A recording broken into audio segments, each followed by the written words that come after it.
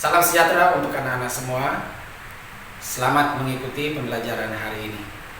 Anak-anak, sebelum kita akan mulai pembelajaran kita hari ini, mari kita berdoa.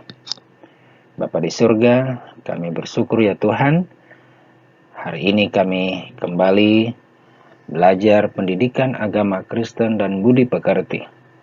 Walaupun anak-anak kami masih harus belajar dari rumah mereka masing-masing, tetapi kami percaya bahwa roh Tuhan akan selalu menuntun kami. Bersama-samalah dengan kami ya Tuhan di dalam pembelajaran kami hari ini. Di dalam nama Yesus kami berdoa. Amin. Nah anak-anak, hari ini kita masuk pada pembelajaran 3 dengan tema Bernyanyilah dengan roh dan akal budimu. Adapun dasar Alkitab diambil dari 1 Korintus 14 ayat 15b sampai 19.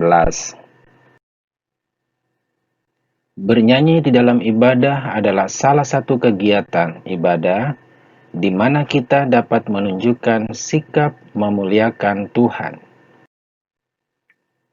Lalu apakah yang dimaksud dengan bernyanyi di dalam roh? Maksudnya adalah kesungguhan hati, yaitu hati yang terfokus di dalam bernyanyi untuk memuliakan Allah. Nah, anak-anak, jelas di sini bahwa ketika kita bernyanyi untuk memuliakan Allah, kita harus berusaha untuk memusatkan hati kita, sama seperti kita memusatkan hati kita pada saat kita berdoa. Bernyanyi juga harus dengan akal budi, artinya bahwa ketika bernyanyi, kita harus mengerti syair yang kita nyanyikan. Anak-anak mungkin pernah melihat orang yang bernyanyi dengan meneteskan air mata atau dengan menutup matanya.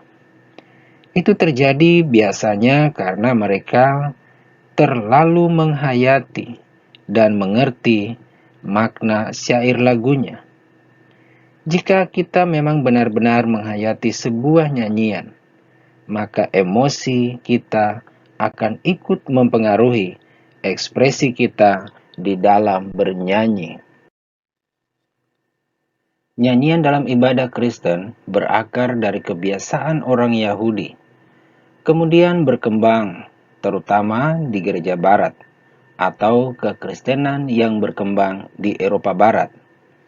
Nah, anak-anak perlu ketahui bahwa nyanyian Kristen setelah berkembang di Eropa Barat, maka kemudian dinyanyikan dalam bahasa daerah masing-masing.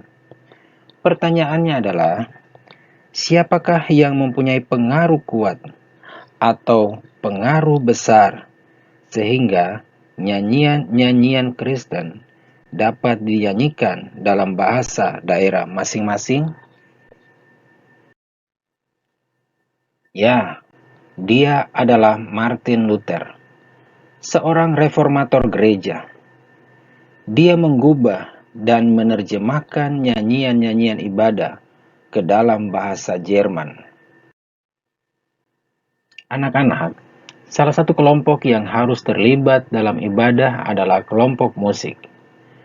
Ini dapat kita lihat di dalam kitab Tawarik 1 Tawarik 23 ayat 5. Demikian firman Tuhan. 4.000 orang menjadi penunggu pintu gerbang, dan 4.000 orang menjadi pemuji Tuhan dengan alat-alat musik yang telah kubuat untuk melakukan puji-pujian, kata Daud. Di dalam ibadah Kristen, ada beberapa jenis nyanyian. Kalau berdasarkan iramanya, ada nyanyian yang dinyanyikan dengan bersemangat, tetapi ada juga nyanyian yang dinyanyikan dengan lembut, bahkan syahdu. Kemudian kalau berdasarkan isi dan pesannya, ada nyanyian yang isinya memuji Allah, tetapi ada juga nyanyian yang berisi doa dan harapan. Orang Kristen adalah penganut agama yang paling banyak bernyanyi. Bahkan dalam suasana berduka sekalipun, orang Kristen tetap bernyanyi. Kebiasaan ini tentunya sangat menyenangkan hati Tuhan. Nah, anak-anak, apakah kamu selalu sungguh-sungguh setiap kali bernyanyi? Atau sering asal menyanyi saja? Atau asal bersuara saja? Menyanyi dalam ibadah berarti melibatkan hati. Artinya, kita harus benar-benar menghayati syair dan melodi yang kita nyanyikan. Anak-anak, apakah selama ini kita hanya asal menyanyi saja? Asal bersuara saja? Walaupun mungkin suara kita bagus, atau karena ingin mendapat pujian dari orang yang mendengar, maka nyanyian kita tidak ada gunanya. Ingat, Tuhan sangat senang ketika kita mau menyanyi dengan melibatkan hati kita. Artinya, kita benar-benar menghayati setiap nyanyian yang kita nyanyikan untuk kemuliaan Tuhan. Anak-anak, nyanyian yang dikehendaki oleh Tuhan adalah nyanyian yang berasal dari hati kita. Dalam nyanyian itu ada perasaan, keyakinan, dan doa yang menandakan hubungan kita yang dekat dengan Allah.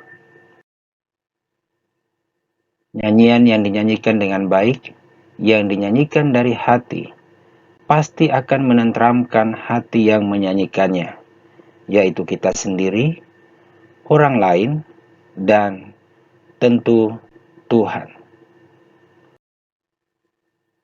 Nah, anak-anak, sebelum kita mengakhiri pembelajaran kita hari ini, mari kita berdoa.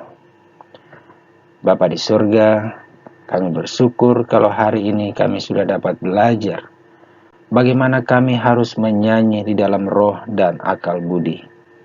Ajarlah kami ya Tuhan, supaya kami dapat menyanyikan setiap nyanyian dengan berdasarkan keluar dari hati kami. Dan ajar kami ya Tuhan, supaya kami dapat menyanyi dengan sungguh-sungguh untuk memuliakan Tuhan. Ampuni segala dosa kami ya Tuhan. Berkati semua anak-anak yang saat ini sedang belajar dari rumah mereka. Berkati kedua orang tua mereka di dalam pekerjaan sehari-hari. Berilah kesehatan dan kekuatan. Di dalam nama Yesus kami berdoa. Amin. Nah, anak-anak, ada pesan dari Bapak selama kita berada di masa pandemi COVID-19 ini.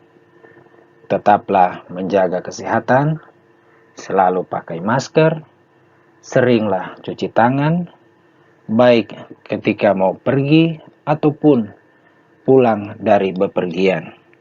Intinya adalah jagalah kesehatan, dan yang paling utama adalah selalu mendekatkan diri kepada Tuhan. Demikianlah pesan dari Bapak. Semoga bermanfaat buat kita untuk mengingatkan kita semua. Demikian pembelajaran kita. Sekian, Tuhan memberkati. Amin.